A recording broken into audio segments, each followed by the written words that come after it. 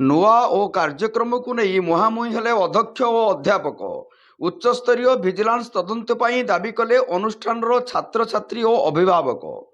ରାଜ୍ୟ ସରକାର ଉଚ୍ଚ ମାଧ୍ୟମିକ ବିଦ୍ୟାଳୟ ଓ ମହାବିଦ୍ୟାଳୟମାନଙ୍କରେ ପାଠ ପଢ଼ୁଥିବା ଛାତ୍ରଛାତ୍ରୀମାନଙ୍କର କ୍ରୀଡ଼ା, ସାଂସ୍କୃତିକ ଓ ସାମାଜିକ କାର୍ଯ୍ୟର ଭୌତିକ ବିକାଶ ପାଇଁ ନୂଆ ଓ ନବୀନ ଓଡ଼ିଶା କାର୍ଯ୍ୟକ୍ରମ ମାଧ୍ୟମରେ କୋଟି କୋଟି ଟଙ୍କା ଖର୍ଚ୍ଚ କରୁଛନ୍ତି। କିପରି ଭାବରେ ପିଲାମାନଙ୍କର ଲୁକାୟିତ ପ୍ରତିଭାକୁ ବିଭିନ୍ନ କାର୍ଯ୍ୟକ୍ରମ ମାଧ୍ୟମରେ ଉପସ୍ଥାପନ କରୁଛନ୍ତି, କୃତି ଛାତ୍ରଛାତ୍ରୀମାନଙ୍କୁ ମଧ୍ୟ ପୁରସ୍କୃତ କରାଯାଉଛି। କିନ୍ତୁ ସତେ ଯେମିତି ଏଠାରେ ତାହା ବିଫଳ ହୋଇଛି।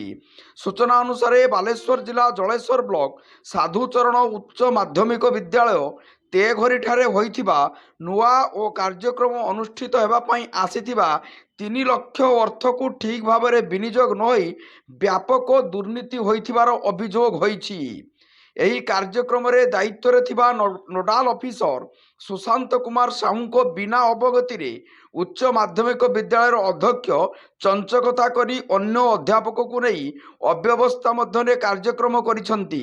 ସବୁଠାରୁ ବଡ଼ କଥା ହେଲା, କ୍ରୀଡ଼ା, ସାଂସ୍କୃତିକ ଓ ସାମାଜିକ କାର୍ଯ୍ୟ ଦାୟିତ୍ୱରେ ଥିବା ଛାତ୍ରମାନଙ୍କୁ କୌଣସି ଖର୍ଚ୍ଚର ସୂଚନା ନ ଦେଇ ଚଞ୍ଚକତା କରି ଅନୁଷ୍ଠାନର ଅଧ୍ୟକ୍ଷ ଏକ ସାଧା କାଗଜରେ ପିଲାଙ୍କ ଦସ୍ତଖତ କରାଇ ନେଇଛନ୍ତି ବୋଲି ଦୃଢ଼ ଅଭିଯୋଗ ହୋଇଛି।